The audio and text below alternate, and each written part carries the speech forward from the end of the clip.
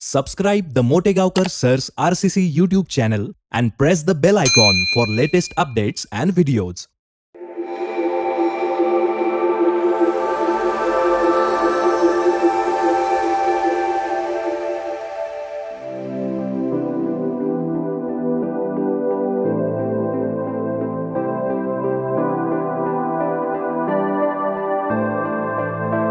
नमस्कार विद्यार्थी मित्रांनो, welcome to the world of chemistry, welcome to RCC. So in previous class we have completed our discussion regarding radioactive decay or radioactive disintegration. First order kinetics असतं बेटा, ते जे equations आपण first order रिएक्शनला use केले होते ते सगळे equation तिथं आपल्याला यूज करता येऊ शकतात. ठीक आहे ना. छोटंसं एक डिस्कशन देखील पाहिलं होतं आपण, pseudo first order reaction, theoretical discussion. अशा रिॲक्शन ज्या फर्स्ट ऑर्डर नसतात पण फर्स्ट ऑर्डर असल्यासारखं बिहेव करतात त्यांना म्हणतात pseudo first order reaction. Inversion of cane sugar असेल किंवा हायड्रोलिसिस ऑफ ईस्टर असेल. ठीक आहे. चला आता या टॉपिकमध्ये पुढे जातोय. Very very important point of this topic, very important. फक्त याच टॉपिकसाठी नाही बेटा, ऑर्गॅनिक केमिस्ट्री मधल्या पण बऱ्याच टॉपिकमध्ये हा कन्सेप्ट तुम्हाला वापरावा लागतो. किंवा टॉपिकमध्ये इथून पुढचे जेवढे पॉइंट्स राहिलेत ना, मला प्रत्येक दिवशी एकदा तरी ॲक्टिवेशन एनर्जी असं म्हणावंच लागेल.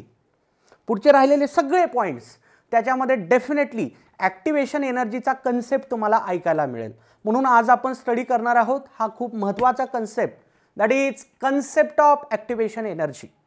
ॲक्टिवेशन एनर्जी म्हणजे काय हे समजण्या अगोदर तुम्हाला दोन टर्मचा मीनिंग माहिती पाहिजे. पहिला term exothermic reaction, exothermic reaction, exothermic reaction. आणि दुसरा term endothermic reaction. Exothermic reaction आणि एंडोथर्मिक रिॲक्शन म्हणजे काय हे माहिती असल्याशिवाय तुम्हाला ॲक्टिवेशन एनर्जी म्हणजे काय हे कळणार नाही. ठीक आहे. चल थोडक्यात पाहूयात. What is the meaning of exo and endo. हे डिटेलमध्ये थर्मोडायनॅमिक्स टॉपिकमध्ये होणार आहे. ठीक आहे. एक्झोथर्मिक रिॲक्शनचा अर्थ काय असतो? During this reaction energy is released. एनर्जीचा काय होतो रे बेटा? रिलीज होतो. रिलीज्ड म्हणा किंवा इव्हॉल्व्ड म्हणा, one as the same. Released म्हणा किंवा इव्हॉल्व्ड म्हणा. Endothermic reaction on the other hand, in this reactions energy is absorbed. Energy is absorbed. Energy ज्या रिॲक्शनमध्ये ॲब्झॉर्ब केली जाते त्याला एंडोथर्मिक म्हणतात आणि जिथं रिलीज होतो एनर्जीचा त्याला म्हणतात एक्झोथर्मिक. साध्या भाषेमध्ये याला असं पण म्हणता येतं, energy of reactant is greater than product. Product is having lower energy than reactant. इकडे उलट असतं. Energy of reactant is less than energy of product. मला म्हणायचं काय हे लक्षात येईल तुम्हाला. ठीक आहे. मी आता एक्झोथर्मिक रिॲक्शन आणि एंडोथर्मिक रिॲक्शनचे ग्राफ प्लॉट करणार आहे. बघा बेटा, हे ग्राफ समजणं खूप महत्त्वाचं आहे. या ग्राफवरच आपलं सगळं डिस्कशन डिपेंडंट असेल. ठीक आहे ना. इकडे घेतोय मी progress of reaction, progress of reaction. आणि इकडे घ्यायलो मी एनर्जी ॲक्सिस, एनर्जी ॲक्सिस. ठीक आहे. तर एक्झोथर्मिक रिॲक्शनसाठीचा ग्राफ बघा कसा असतो.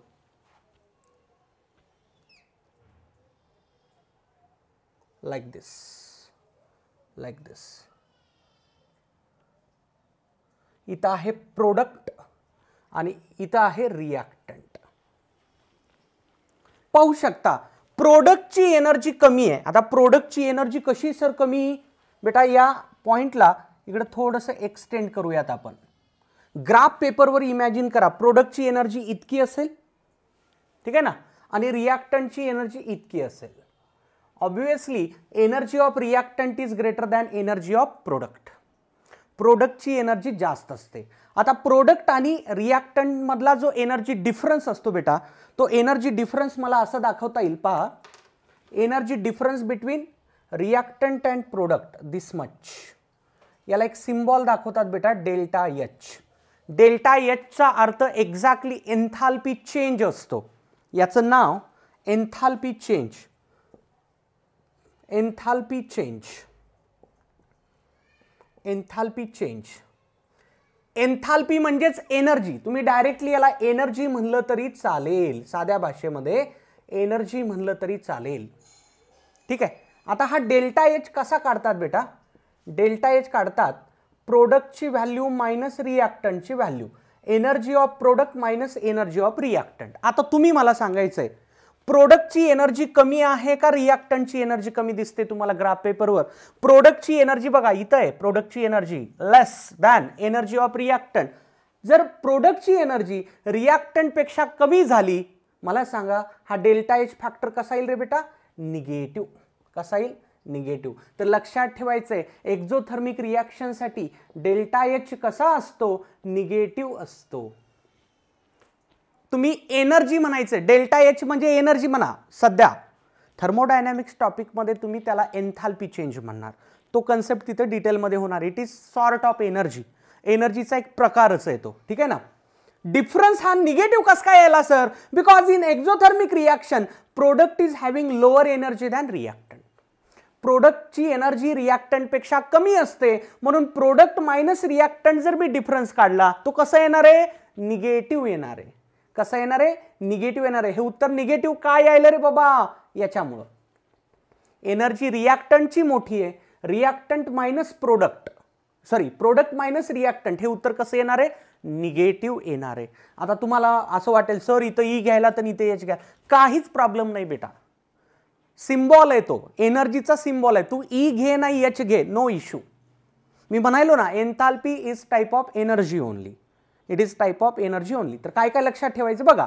एक्झोथर्मिक रिॲक्शन म्हणजे एनर्जीचा रिलीज होतो किंवा एनर्जी इव्हॉल्व होत असते. रिॲक्टंटची एनर्जी मोठी असते प्रोडक्टपेक्षा. डेल्टा एच हा निगेटिव्ह असतो. एनर्जी चेंज हा निगेटिव्ह असतो.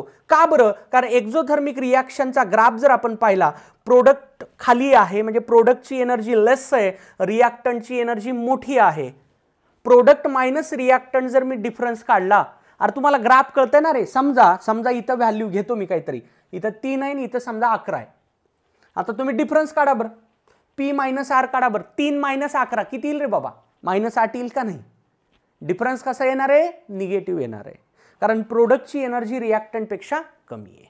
बस एवढ्या गोष्टी तुम्हाला एक्झोथर्मिक रिॲक्शनसाठीच्या लक्षात ठेवायच्यात. या ॲक्सिसला थोडंसं मला एक्सटेंड करावं लागेल कारण ग्राफ हा थोडासा ॲक्सिसच्या वर दिसत होता. हां ठीक आहे. आता नाव इट इज ओके. ठीक आहे का बेटा? Okay okay. वाटलं तर मी इथं सिम्बॉल पण देतो तुम्हाला समजण्यासाठी. इथला हा पॉईंट असेल बेटा, हा पॉईंट असेल एनर्जी ऑफ प्रोडक्ट आणि हा पॉईंट असेल एनर्जी ऑफ रिॲक्टंट. ठीक आहे. एच घ्या, ई घ्या सिम्बॉल, सिम्बॉलला काही फरक पडत नाही. ठीक आहे. इतक्या गोष्टी तुम्हाला एक्झोथर्मिक रिॲक्शन बद्दलच्या लक्षात ठेवायच्यात. आता जाऊयात एंडोथर्मिक रिॲक्शनच्या ग्राफकडे. एंडोथर्मिक रिॲक्शनचा ग्राफ बेटा एक्झोथर्मिक रिॲक्शनच्या एक्झॅक्टली अपोजिट येतो. पहा कसं, पहा कसं. Like this, like this, like this. इथं रिॲक्टंट आहे माझा आणि इथं प्रोडक्ट आहे. Once again this is energy axis and this is progress of reaction. Sir हे प्रोग्रेस ऑफ रिॲक्शन काय हो? प्रोग्रेस ऑफ रिॲक्शन म्हणजे तू बेटा टाइम घेऊ शकतो. टाइम म्हणा, x axis you can take time. ठीक आहे ना.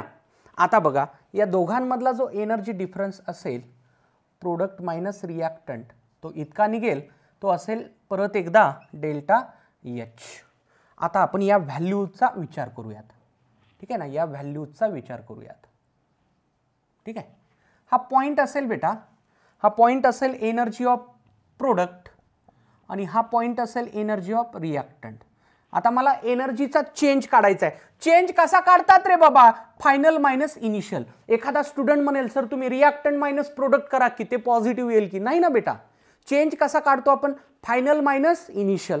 रिॲक्शनचा फायनल कोण असतो? प्रोडक्ट. आणि इनिशियल कोण असतो? रिॲक्टंट. प्रोडक्ट मायनस रिॲक्टंटच तुम्हाला डिफरन्स थिंक करायचा आहे. सर प्रोडक्ट मायनस रिॲक्टंट हा डिफरन्स आपण थिंक करूयात. प्रोडक्टची एनर्जी रिॲक्टंटपेक्षा कशी आहे? जास्त आहे. प्रोडक्टची एनर्जी रिॲक्टंटपेक्षा जास्त असल्यामुळं H P greater than H R असल्यामुळं हे उत्तर नक्कीच पॉझिटिव्ह येणार आहे. हे उत्तर नक्कीच कसं येणार आहे, पॉझिटिव्ह येणार आहे. म्हणजे मी म्हणू शकतो एंडोथर्मिक रिॲक्शनसाठी डेल्टा एच कसा असतो बेटा, पॉझिटिव्ह असतो. आलं का लक्षात, उलट आहे, सगळं उलट आहे. ठीक आहे ना. हे बघा एक्झोथर्मिक रिॲक्शन मध्ये रिॲक्टंटची एनर्जी जास्त असते, प्रोडक्टची कमी असते. एंडोथर्मिक रिॲक्शन मध्ये उलट आहे, रिॲक्टंटची एनर्जी कमी असते आणि प्रोडक्टची एनर्जी जास्त असते. ठीक आहे ना. बस एवढं तुम्हाला लक्षात ठेवायचं. आता राहिले एक्झाम्पल्स. एक्झोथर्मिक रिॲक्शनचे एक्झाम्पल्स कुठले असतात सर, सगळ्या कंबशन रिॲक्शन, कोणाचंही कंबशन असू द्या, कार्बनचं कंबशन, मिथेनचं कंबशन, सल्फर डायऑक्साईडचं कंबशन, कुठल्याही सबस्टन्सचं कंबशन एक्झोथर्मिक रिॲक्शन असते.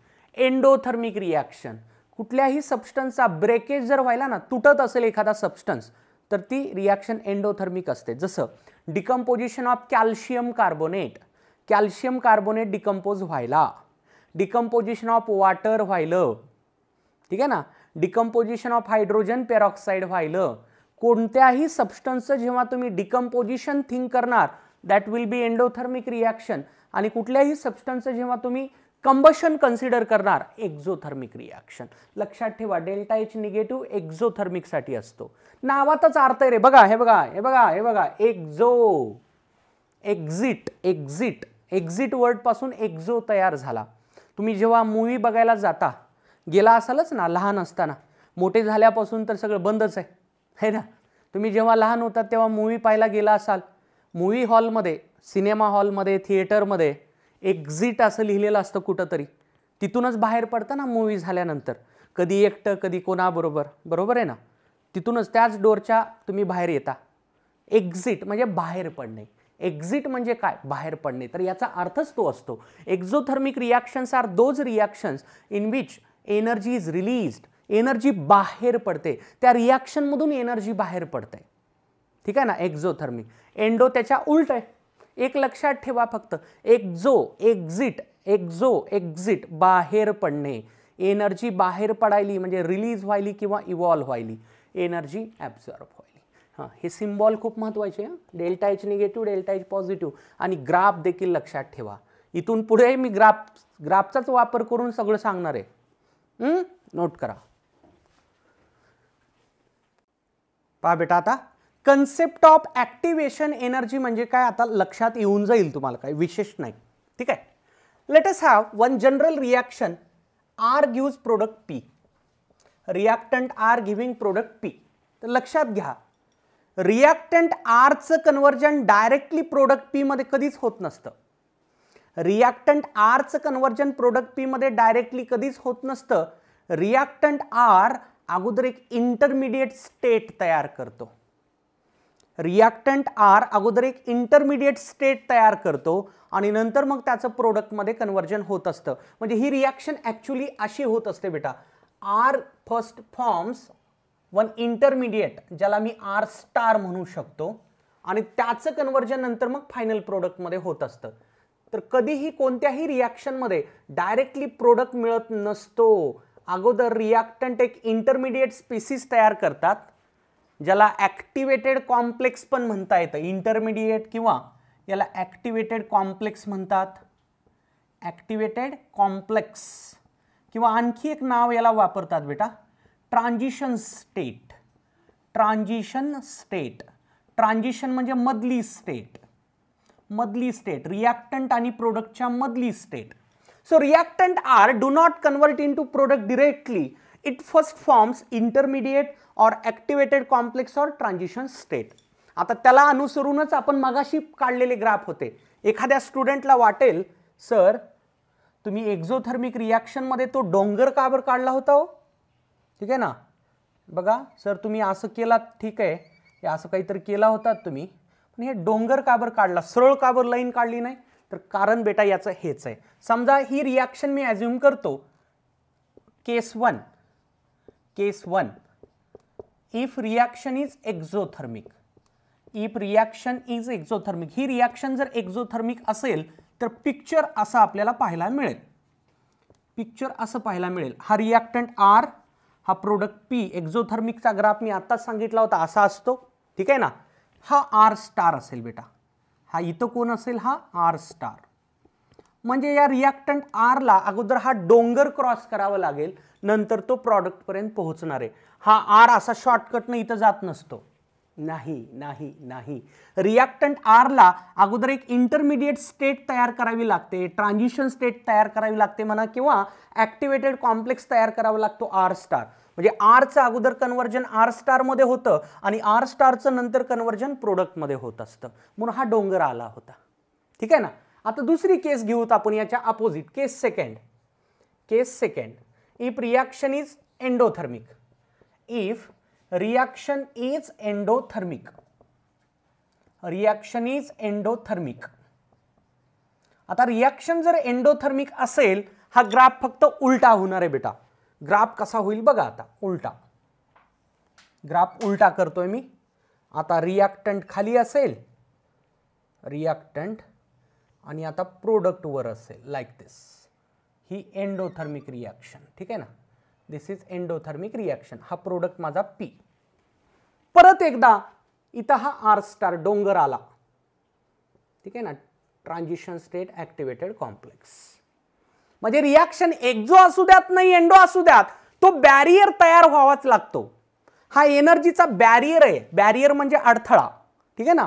रिॲक्टंटला डायरेक्टली इथे येता येत नाही, त्याला अगोदर हा बॅरियर क्रॉस करावा लागतोय. मी काय म्हणतोय? बॅरियर, एनर्जी बॅरियर असा त्याला वर्ड वापरला जातो. ठीक आहे ना. आता पहा, समजण्यासाठी मी काहीतरी व्हॅल्यू घेतोय म्हणजे तुम्हाला लगेच लक्षात येईल. हा रिॲक्टंट कन्सिडर करू आपण. समजा इथं त्याची एनर्जी आहे 10 जूल, सपोज 10 जूल आहे. ठीक आहे. आणि या प्रोडक्टची एनर्जी आहे समजा 3 जूल. प्रोडक्ट मायनस रिॲक्टंट म्हणजे 3 मायनस 10 केलं तर उत्तर निगेटिव्ह आलं पाहिजे, कारण रिॲक्शन कशी धरली आहे ही आपण? एक्झोथर्मिक. बरोबर आहे. आता बघा, या बॅरियरची एनर्जी समजा, या पॉइंटची एनर्जी मी ॲझ्युम करतो. या ग्राफला थोडंसं परत आपण एक्सटेंड करूयात. तो डोंगर ग्राफच्या बाहेर चालला. ठीक आहे. समजा इथली एनर्जी आहे 16 जूल. ठीक आहे ना. रिॲक्टंटकडे इनिशियली फक्त 10 जूल एनर्जी आहे. फक्त 10 जूल एनर्जी आहे. त्याला प्रोडक्ट मध्ये डायरेक्टली कन्वर्ट होता येत नाहीये, त्याला अगोदर या बॅरियरला क्रॉस करायचंय. 10 जूल एनर्जी आहे फक्त, त्याला इथपर्यंत पोहोचण्यासाठी 6 जूल एनर्जी ऍब्झॉर्ब करावी लागेल ना. जोपर्यंत त्याला 6 जूल एनर्जी मिळणार नाही बेटा, तोपर्यंत तो इथपर्यंत पोहोचणार नाही, आणि जोपर्यंत इथपर्यंत पोहोचणार नाही तोपर्यंत त्याचं कन्वर्जन प्रोडक्ट मध्ये होणार नाही. म्हणजे हा जो गॅप असेल ना बेटा, एवढा गॅप 6 जूल, एवढी एनर्जी त्याला ऍब्झॉर्ब करावी लागेल. ठीक आहे ना. आणखी एक टर्म आहे बेटा, हा जो एनर्जी बॅरियर मी सांगतोय ना, या एनर्जी बॅरियरची जी एनर्जी असते याला म्हणतात, एक एनर्जीचं नाव आहे याला थ्रेशोल्ड एनर्जी. म्हणजे ही जी एनर्जी असेल ना याला काय म्हणतात? Threshold energy. थ्रेशोल्ड तुम्ही ॲटॉमिक स्ट्रक्चरमध्ये फोटो इलेक्ट्रिक इफेक्ट ऐकलं असेल सगळ्यांनी, बरोबर आहे ना. थ्रेशोल्ड म्हणजे मिनिमम एनर्जी. थ्रेशोल्ड एनर्जी म्हणजे मिनिमम एनर्जी, बरोबर आहे ना. जोपर्यंत फोटॉन मिनिमम तेवढ्या एनर्जीचा नसणार आहे तोपर्यंत इलेक्ट्रॉनचं इजेक्शन मेटल सरफेसवरून होत नसतं. याला आपण फोटो इलेक्ट्रिक इफेक्ट म्हणतो, बरोबर आहे ना. तसाच संदर्भ इथं लावा. हा रिॲक्टंट जोपर्यंत इथपर्यंत जाणार नाही, म्हणजे या थ्रेशोल्ड एनर्जीला गेन करणार नाही, तोपर्यंत त्याचं प्रोडक्टमध्ये कन्वर्जन होणार नाहीये.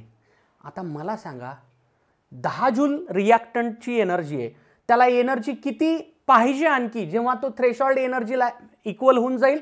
6 जूल. ही जी 6 जूल एनर्जी आहे ना बेटा, यालाच ॲक्टिवेशन एनर्जी म्हणतात.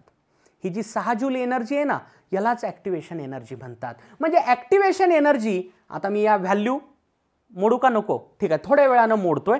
हे समजण्यासाठी व्हॅल्यू घेतल्यात. एक्झॅक्टली तशा नसतात व्हॅल्यू. या ग्राफमध्ये पण मी ते एक्सप्लेन करतो आणि नंतर मग त्याच्या जागी सिम्बॉल ॲड करतो. बघा, रिॲक्टंटची एनर्जी बघा आहे समजा 3 जूल. किती आहे? 3 जूल. प्रोडक्टची एनर्जी आहे समजा मी घेतो 12 जूल. आणि हा जो एनर्जी बॅरियर आहे हा थोडासा आणखी मला ग्राफ एक्सटेंड करायचा आहे लाईक दिस. हा जो बॅरियर आहे या बॅरियरची एनर्जी समजा घेऊ आपण 19 जूल. जोपर्यंत हा रिॲक्टंट या बॅरियरला क्रॉस करणार नाही तोपर्यंत त्याचं प्रोडक्टमध्ये कन्वर्जन होणार नाही. रिॲक्टंटकडे सध्याला 3 जूल एनर्जी आहे, त्याला 3 जूलची 19 जूल एनर्जी करून घ्यावी लागेल तरच तो प्रोडक्टमध्ये कन्वर्ट होईल. 3 जूलची 19 जूल त्याला कन्वर्ट करून घ्यायची आहे, म्हणजे त्याला 16 जूल एनर्जी ॲब्झॉर्ब करावी लागेल. 16 जूल एनर्जी त्याला ॲब्झॉर्ब करावी लागेल, तेव्हाच तो प्रोडक्टमध्ये कन्वर्ट होणार आहे. ही जी 16 जूल एनर्जी आहे ना बेटा, यालाच म्हणतात ॲक्टिवेशन एनर्जी. यालाच काय म्हणतात? Activation energy. ठीक आहे, लक्षात घ्या. एनर्जी बॅरियरची जी एनर्जी असते किंवा ॲक्टिवेटेड कॉम्प्लेक्सची जी एनर्जी असते त्याला म्हणतात थ्रेशोल्ड एनर्जी. काय म्हणतात त्याला? Threshold energy. या पॉइंटची एनर्जी म्हणजे थ्रेशोल्ड एनर्जी. आता मी या व्हॅल्यू मोडतोय. व्हॅल्यू मोडणार आहे कशासाठी? व्हॅल्यू त्या काही अशा फिक्स नसतात. समजण्यासाठी व्हॅल्यू घेतल्या होत्या. तुम्हाला एक्झो एंडो कळावं आणि ते थ्रेशोल्ड एनर्जी कळावं, ॲक्टिवेशन एनर्जी कळावं म्हणून. ठीक आहे ना. या व्हॅल्यू मी आता इरेज करतोय. आता मी इथं सिम्बॉल इन्सर्ट करणार आहे. ठीक आहे ना. इथं मी आता सिम्बॉल इन्सर्ट करणार आहे. ओके. सिम्बॉल थ्रू आता तुम्हाला ॲक्टिवेशन एनर्जी म्हणजे काय हे लक्षात येईल. ओके. मी सांगितलं एनर्जी बॅरियरची एनर्जी म्हणजे कोणती एनर्जी रे बाबा? Threshold energy. म्हणजे ही एनर्जी कोणती असेल? Threshold energy. Minimum energy possessed by reactant to cross that energy barrier म्हणजे थ्रेशोल्ड एनर्जी. हे आहे एनर्जी ऑफ रिॲक्टंट. हे काय आहे? Energy of reactant. रिॲक्टंटला आता किती एनर्जी ॲब्झॉर्ब करायची रे बाबा? एवढा डिफरन्स, एवढा गॅप. आता तो गॅप मी असा इथं दाखवतो, काही बिघडणार नाही ना. ग्राफ पेपरवर तो डिफरन्सच असणार आहे. थ्रेशोल्ड एनर्जी आणि एनर्जी ऑफ रिॲक्टंट मधला हा जो गॅप असेल तेवढी एनर्जी रिॲक्टंटनं गेन केल्याशिवाय तो प्रोडक्टमध्ये कन्वर्ट होणार नाहीये. हा जो एनर्जी डिफरन्स असतो ना बेटा, यालाच ॲक्टिवेशन एनर्जी म्हणतात. EA सिम्बॉल काय? EA activation energy. A for activation energy. ठीक आहे ना. सिमिलरली बघा, ही थ्रेशोल्ड एनर्जी आहे. सध्या इथं आपला रिॲक्टंट आहे, याला मी म्हणतो एनर्जी ऑफ रिॲक्टंट. रिॲक्टंटला इथून इथं यायचं, बरोबर आहे ना. पण इथं पोहोचण्यासाठी त्याला एक्स्ट्रा एनर्जी काहीतरी ॲब्झॉर्ब करावी लागेल. ही जी एनर्जी असेल ना बेटा इतकी, ही असेल माझी ॲक्टिवेशन एनर्जी. Activation energy. तर ॲक्टिवेशन एनर्जीचा अर्थ लक्षात घ्या. Threshold energy minus energy of reactant. That's it. Activation एनर्जीचा मीनिंग काय?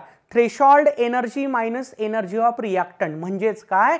Activation energy. ठीक आहे ना. किंवा वर्ड्समध्ये जर सांगायचं झालं, minimum extra amount of energy that must be absorbed by reactant. Minimum extra amount of energy that must be absorbed by reactant to cross the energy barrier किंवा to convert into product. Activation energy म्हणजे अशी energy जी रिॲक्टंटने absorb केली पाहिजे जेणेकरून त्याचं conversion कशात होणार आहे? प्रोडक्टमध्ये होणार आहे. आता मी डेफिनेशन लिहितोय आणि नंतर डे टू डे लाईफमधलं एक एक्झाम्पल घेऊन ॲक्टिवेशन एनर्जी म्हणजे काय सांगणार आहे, नंतर सगळ्यांनाच लक्षात येईल, काही विशेष नाही. बघा डेफिनेशन लिहितोय. अगोदर डेफिनेशन, सायंटिफिक डेफिनेशन पाहूयात आपण. बघा, the minimum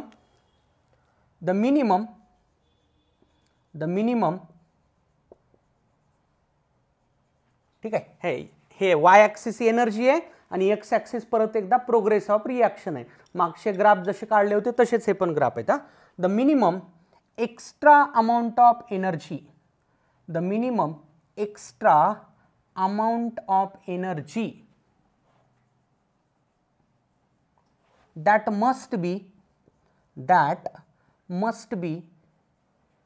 absorbed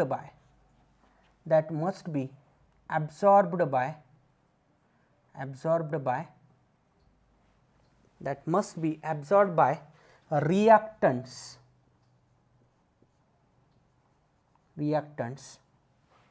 to cross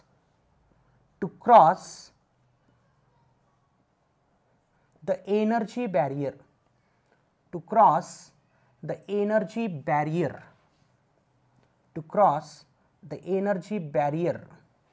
it's called activation energy.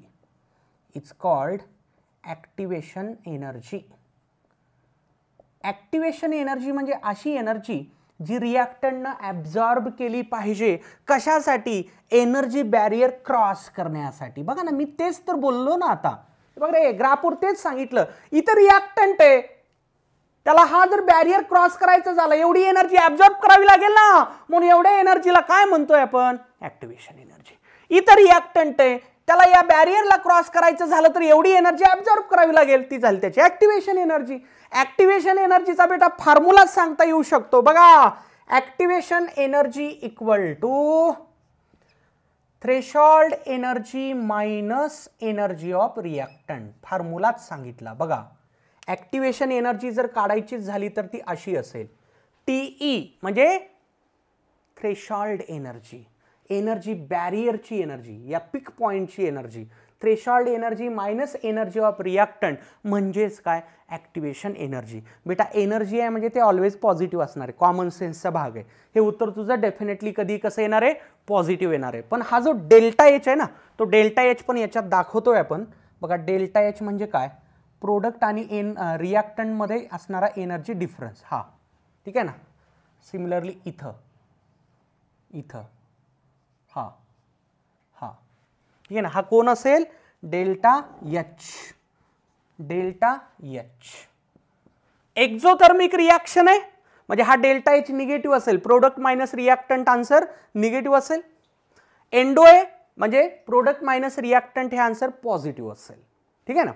आता पहा, ऍक्टिव्हेशन एनर्जी तुम्ही काय म्हणताय की सर मगापासून आम्हाला समजलंच नाही. ज्यांना असं वाटतं त्यांच्यासाठी एक एक्झाम्पल.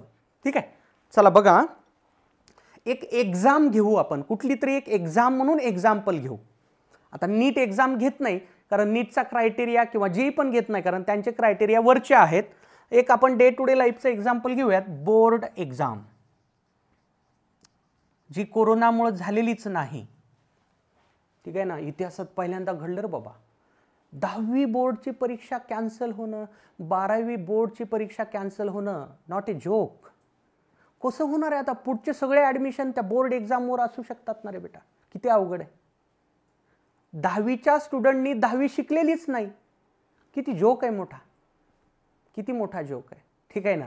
ओके, एक बोर्ड एक्झाम आपण एक्झाम्पल घेऊया. हां बघा, आता या बोर्ड एक्झाममध्ये समजा पासिंग मार्क आहेत, म्हणजे बोर्ड एक्झाम जर पास व्हायची झाली, पासिंग मार्क धरू आपण 35. ठीक आहे ना. आता एक स्टुडंट धरू आपण, XYZ नावाचा एक स्टुडंट आहे. उगा कोणाचं तर नाव घेऊन त्याचं नाव कशाला बदनाम करायचं. XYZ हे त्याचं नाव, हे त्याच्या पप्पाचं नाव, हे त्याचं आडनाव XYZ. ठीक आहे ना. एक XYZ आहे, XYZ नावाचा स्टुडंट आहे. त्यानं मार्क्स त्याला मिळाले फक्त 29. किती मिळाले, 29. बोर्ड एक्झामचा पासिंग क्रायटेरिया आहे 35, पण त्या स्टुडंटला मिळालेत फक्त 29 मार्क. मग एक बोर्ड एक्झाममध्ये एक मेथड असते बेटा, रिइव्हॅल्युएशन. म्हणजे तो फॉर्म भरायचा असतो किंवा रिचेकिंग ऐकलं असेल ना. ते बोर्ड एक्झाममध्ये बोर्डमध्ये जाऊन आपल्याला एक फॉर्म भरायचा असतो. तुमचा पेपर परत एकदा तपासावा अशी विनंती करायची असते आणि त्या विनंतीला परत फीस भरायची असते. ठीक आहे ना. ओके, फेर तपासणी तुमच्या पेपरची. समजा फेर तपासणी केली गेली तर फेर तपासणी करणारे जे लोक असतात ना, ते थोडंसं दयाळू असतात. त्यांना वाटतं बाबा त्या स्टुडंटचं एखादं वर्ष वाया जाऊ नये. ते काय करत असतात, प्रयत्न करतात, बाबा हा 29चा आलाय ना कॅन्डिडेट, हे 29चं 35 कसं करता येईल. मग एक त्याच्यात वर्ड असतो बेटा, एक त्याला टर्म आहे ग्रेस मार्क्स. ऐकलं असेल तुम्ही, ग्रेस मार्क्स. ग्रेस मिळाला. आता या स्टुडंटला, XYZ नावाच्या स्टुडंटला, लय दलिंदर आहे स्टुडंट, फक्त 29 मार्क पडलेत 100 पैकी. ठीक आहे ना. या दलिंदर स्टुडंटला जर पास व्हायचं झालं, त्या पेपर चेक करणाऱ्या व्यक्तीनं याला किती मार्काचा ग्रेस दिला पाहिजे बेटा, 6 मार्काचा ग्रेस दिला पाहिजे. 6 मार्काचा जोपर्यंत त्याला ग्रेस मिळणार नाही तोपर्यंत तो पास होऊ शकणार नाही. ठीक आहे ना. या XYZ स्टुडंटला पास करण्यासाठी 6 मार्काचा जसा ग्रेस पाहिजे तसंच आहे बेटा ही ऍक्टिव्हेशन एनर्जी आहे. त्या स्टुडंटला मी म्हणू शकतो दिस इज ऍक्टिव्हेशन एनर्जी. जोपर्यंत 6 मार्क मिळणार नाही तो ती परीक्षा पास होणार नाहीये. This is activation energy for that student. ठीक आहे ना. आपल्या रिॲक्शन्समध्ये पण एक्झॅक्टली तसंच आहे. इथं रिॲक्टंट आहे, त्याला पास होण्यासाठी इथं पोहोचायचंय. पास होण्यासाठी म्हणजे प्रोडक्टमध्ये कन्वर्ट होण्यासाठी त्याला इथं पोहोचायचंय. सध्याला तो इथं आहे, त्याला एवढी एनर्जी गेन करावी लागेल ना, एवढ्या एनर्जीचा त्याला ग्रेस मिळाला पाहिजे. एवढी एनर्जी जर त्याला मिळाली तरच तो प्रोडक्टमध्ये कन्वर्ट होणार आहे. म्हणून एवढ्या एनर्जीला काय म्हणतोय बेटा आपण? ॲक्टिवेशन एनर्जी म्हणतोय. ठीक आहे ना. इथं पण तसंच आहे. इथं सध्याला रिॲक्टंट आहे, इथं रिॲक्टंटचे मार्क्स आहेत. थोडक्यात पास व्हायचे त्याला एवढे मार्क पाहिजेत, एवढा ग्रेस त्याला मिळावा लागेल. इथं जरा जास्तच मोठा ग्रेस आहे, हे जरा जास्तच दलिंद्र आहे म्हणता येईल. ठीक आहे ना. एवढा ग्रेस त्याला मिळाला तरच तो पास होणार आहे. तर थोडक्यात ॲक्टिवेशन एनर्जी म्हणजे ग्रेस मार्क्स. ठीक आहे ना. डे टू डे लाईफमधलं एक्झाम्पल ग्रेस मार्क्स. ठीक आहे ना. ॲक्टिवेशन एनर्जी म्हणजे ग्रेस मार्क्स आहेत. जोपर्यंत रिॲक्टंटला तेवढा ग्रेस मिळणार नाही एनर्जीचा, तोपर्यंत तो रिॲक्टंट एनर्जी बॅरियरला क्रॉस करणार नाही, प्रोडक्टमध्ये कन्वर्ट होणार नाही. कळलं का रे सगळ्यांना आता? ठीक आहे ना. डेफिनेशनमध्ये पण तेच दिसतंय बघा ना तुम्ही. The minimum extra amount of energy. Minimum का आलंय? आता हा पेपर तपासणारा त्याला थोडंच 10 मार्क वाढवून देणार नाही ना. तो 29चं 35 कसं होईल याचाच प्रयत्न करायला ना. ते कशाला त्याला 40वर नेऊन सोडेल? नाही ना. Minimum extra amount of energy म्हणतोय आपण. Minimum extra amount of energy that must be absorb by reactant. रिॲक्टंटनं अशी ॲब्झॉर्ब केली जावी ती एनर्जी जेणेकरून तो काय करेल? To cross the energy barrier. या एनर्जी बॅरियरला क्रॉस करेल, या एनर्जी बॅरियरला क्रॉस करेल. समजलंय का सगळ्यांना concept of activation energy? Activation एनर्जीचा फॉर्म्युला पण लक्षात ठेवा. थ्रेशोल्ड एनर्जी आणि रिॲक्टंटची एनर्जी या दोघांमधला डिफरन्स. थ्रेशोल्ड एनर्जी म्हणजे या पिक पॉईंटची एनर्जी, पिक पॉईंटची energy. Minimum energy, minimum energy म्हणजे इतकी एनर्जी आल्याशिवाय तो प्रोडक्टमध्ये कन्वर्ट होणारच नाही आहे, काही जरी झालं तरी. ठीक आहे ना. समजा ना, समजा इथंच घ्या. समजा ग्रेस त्याला 3च मार्काचा मिळाला, रिचेकिंग केली पण 3च मार्काचा त्याला ग्रेस मिळाला, ते पास होईल का? नाही होणार. त्याला 6च मार्काचा ग्रेस मिळावा लागेल तरच तो पास होणार आहे. तसंच आहे एक्झॅक्टली.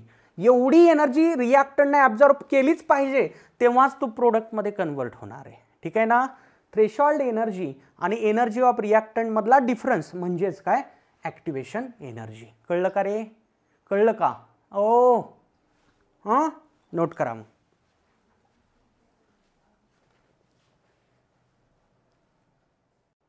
आता या ॲक्टिवेशन एनर्जीच्या संदर्भातली खूपच महत्त्वाची नोट. ठीक आहे, पहा काय.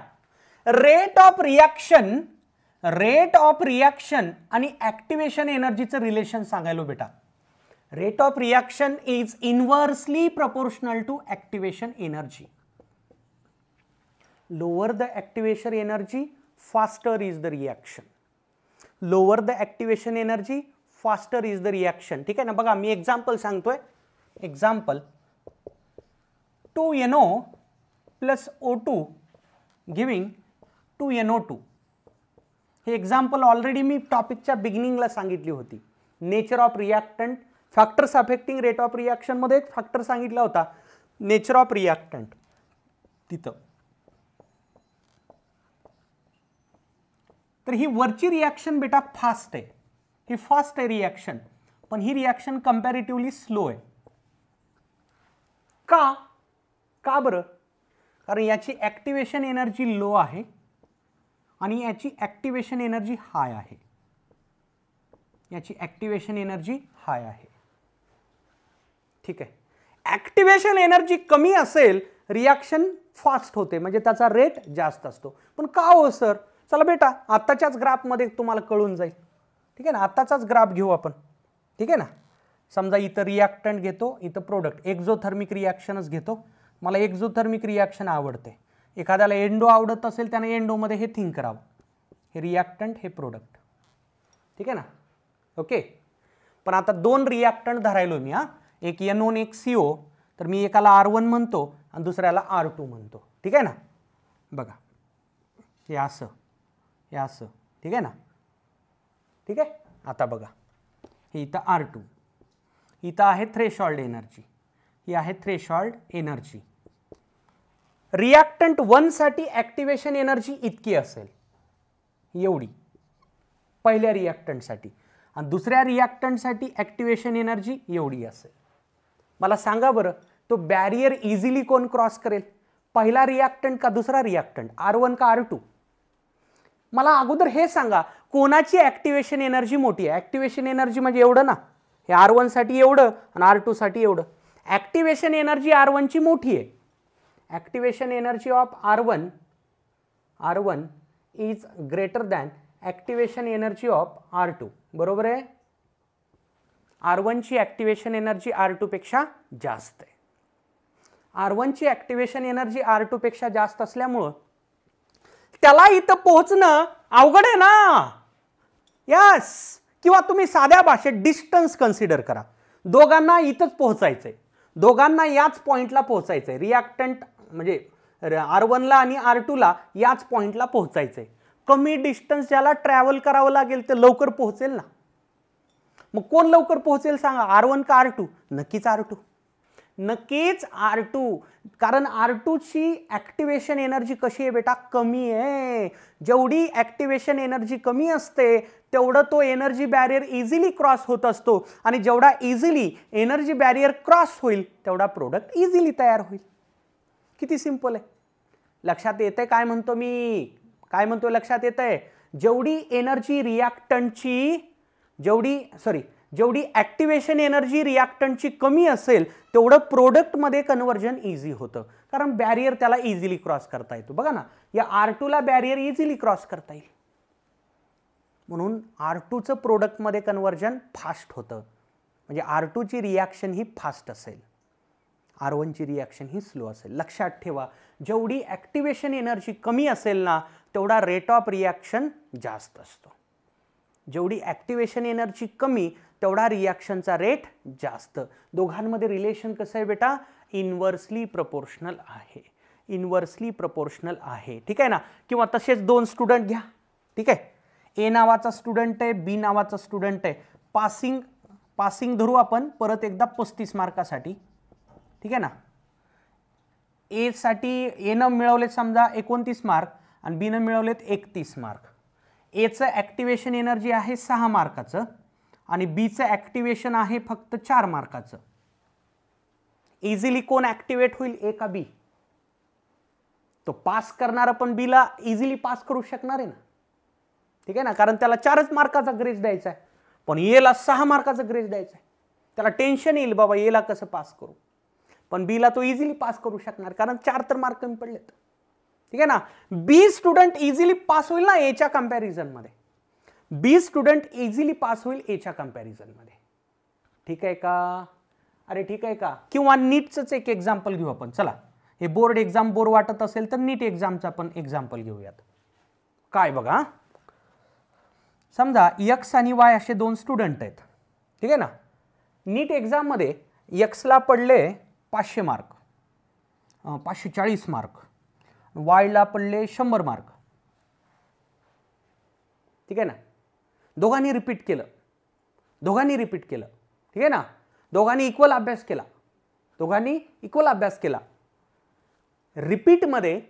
रिपीटमध्ये इझिली कोण क्वालिफाय होईल बेटा, एक्स का Y?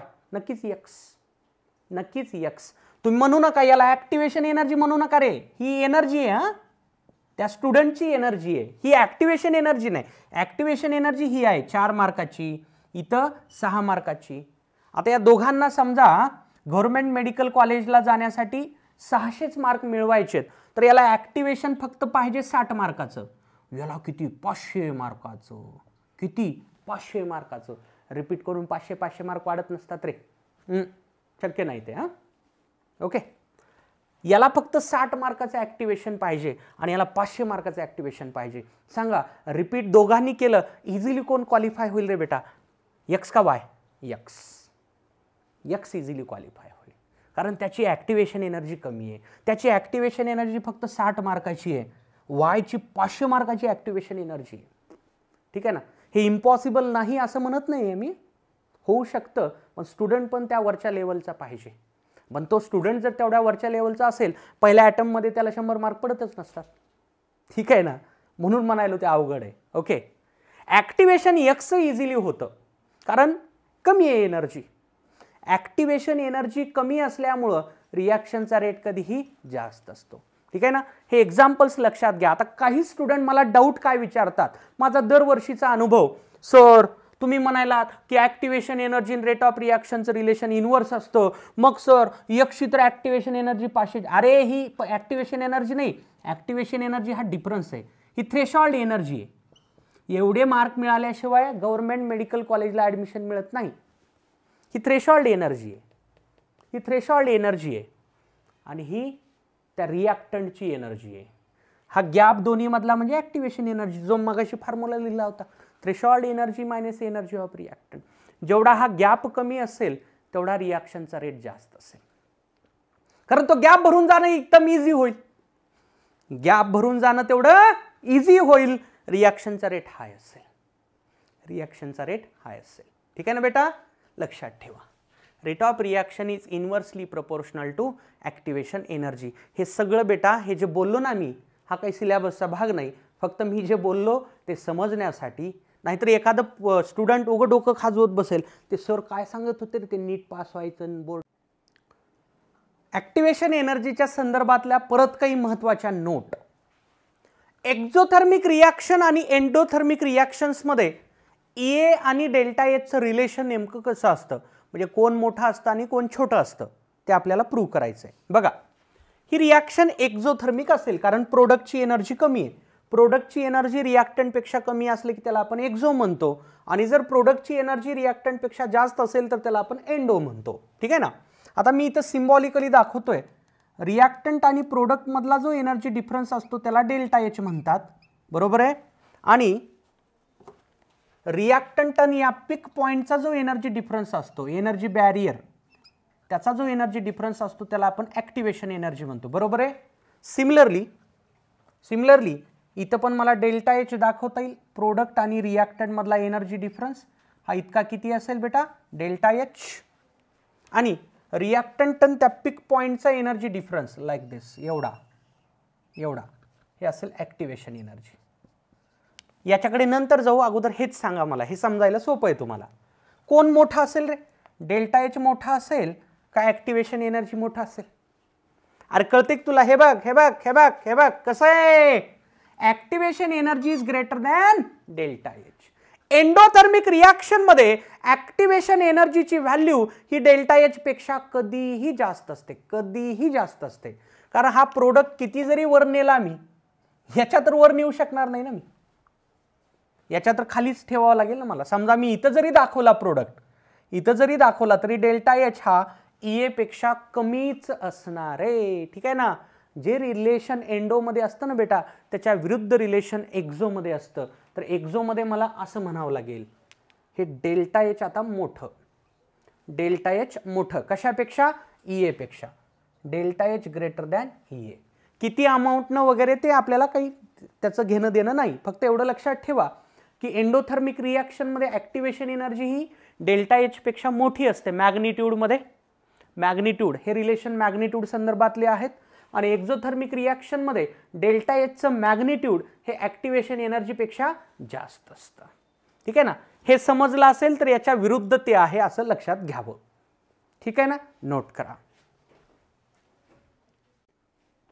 Activation energy in reversible reactions, specially JEE students लक्ष देतील व्यवस्थित.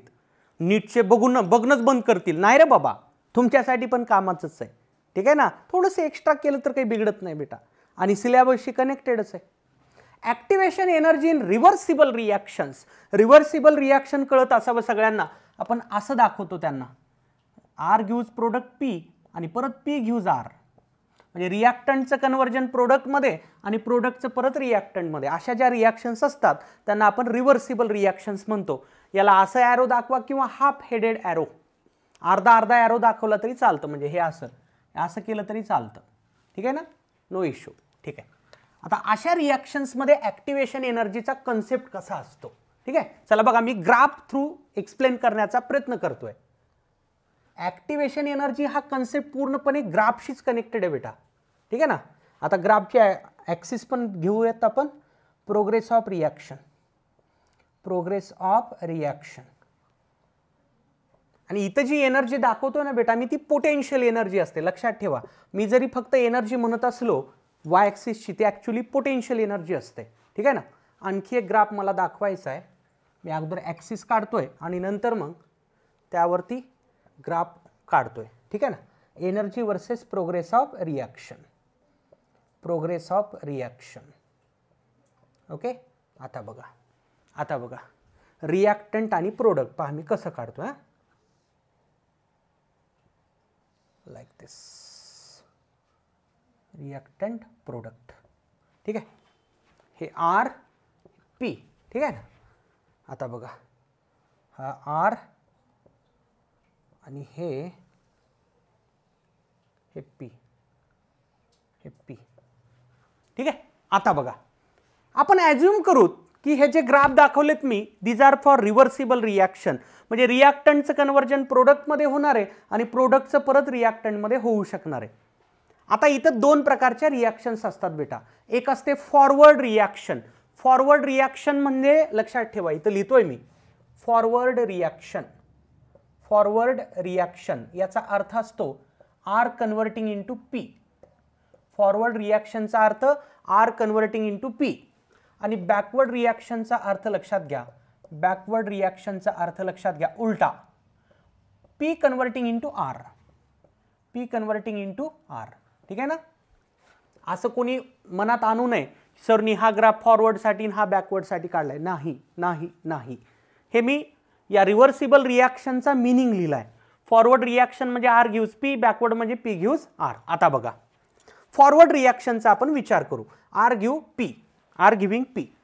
ठीक आहे, आर गिव्हिंग पी. परत एकदा मला हा ॲक्सिस थोडासा एक्सटेंड करायचा आहे. हां, आता ठीक आहे. ठीक आहे.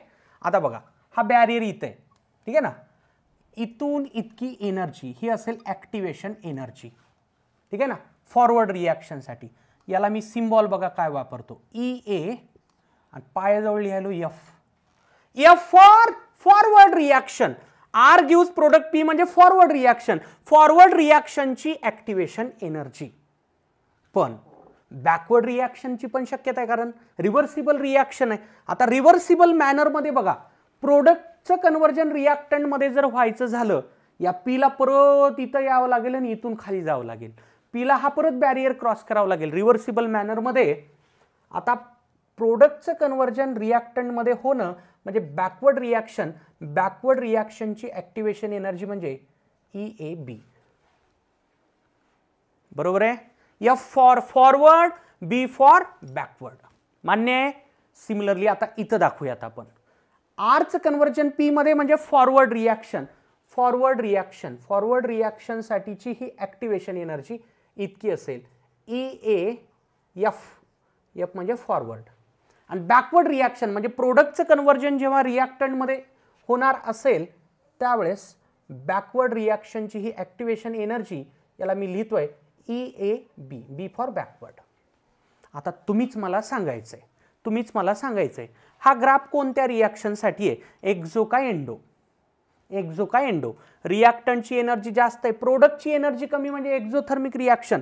आता मला जे म्हणायचं ते मी इथं लिहितोय, इन एक्झोथर्मिक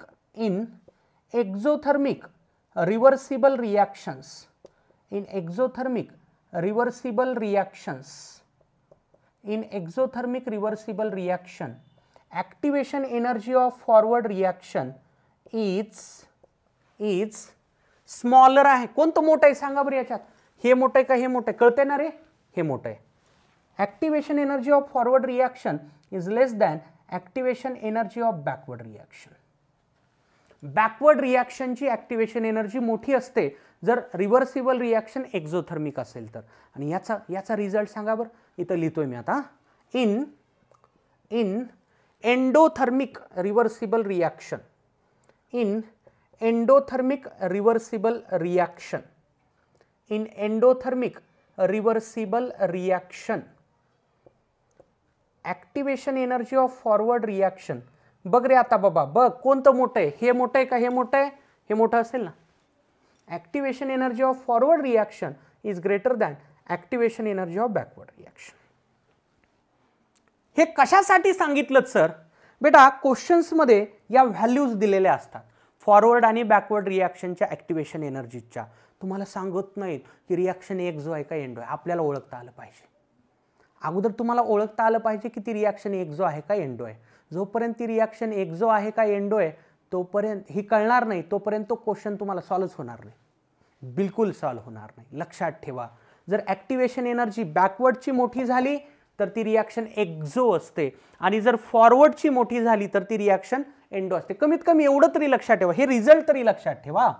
तुला ग्राफ कळला नाही ना, जाऊ दे खड्ड्यात, एवढं तरी लक्षात ठेव, तरच तुला क्वेश्चन सॉल्व्ह होतील. ठीक आहे ना बेटा. पुढच्या लेक्चरमध्ये मी ॲक्टिवेशन एनर्जीचे क्वेश्चन सॉल्व्ह करून घेणार आहे. तुम्ही सध्याला क्वेश्चन सॉल्व्ह करू नका. ठीक आहे ना. आजचं लेक्चर ऐकलत ना, जे ऐकलत ते फक्त समजून घेण्याचा प्रयत्न करा. सोपा कन्सेप्ट आहे, एकदम सोपा कन्सेप्ट आहे. ठीक आहे ना. बघा आणखी एक जनरल एक्झाम्पल जाता जाता देऊन जातो. समजा माझ्याकडे 70 रुपये आहेत, 70 रुपये आहेत. ठीक आहे ना. एखादी वस्तू मला विकत घ्यायची आहे, ती वस्तू आहे 90 रुपयाला. माझ्याकडे आहे 70 रुपये, ती गोष्ट मला विकत घ्यायची आहे, 90 रुपये पाहिजेत. तर मला किती रुपये उसने घ्यावे लागतील? 20 रुपये. 20 रुपये झाली माझी ॲक्टिवेशन एनर्जी. 20 रुपये झाली माझी ॲक्टिवेशन एनर्जी. रिॲक्शनमध्ये पण तसंच असतं. रिॲक्टंटकडे एक एनर्जी असते, पण त्याचं कन्व्हर्जन प्रोडक्टमध्ये होण्यासाठी त्याला काहीतरी एक्स्ट्रा एनर्जी ॲब्झॉर्ब करावी लागते. जी त्याला एनर्जी एक्स्ट्रा ॲब्झॉर्ब करावी लागली त्यालाच म्हणतात त्या रिॲक्शनची ॲक्टिवेशन एनर्जी. किती सोपं आहे रे, अरे खूप सोपं आहे रे. ठीक आहे ना. एखादा स्टुडंट म्हणेल सरकट फक्त 70 रुपये आहेत, माझ्याकडे भरपूर रुपये आहेत. तुला समजण्यासाठी सांगतोय. ठीक आहे ना. कळला असेल ॲक्टिवेशन एनर्जीचा कन्सेप्ट. या कन्सेप्टचे ॲप्लिकेशन, या कन्सेप्टचे क्वेश्चन्स नेक्स्ट लेक्चरमध्ये आपण डिस्कस करूयात. भेटूयात बेटा नेक्स्ट लेक्चरमध्ये. थँक्यू. जपली उत्तम निकालाची कायम परंपरा, जपली उत्तम निकालाची कायम परंपरा. RCC म्हणजे युगानुयुगे उत्तुंग यशोधारा.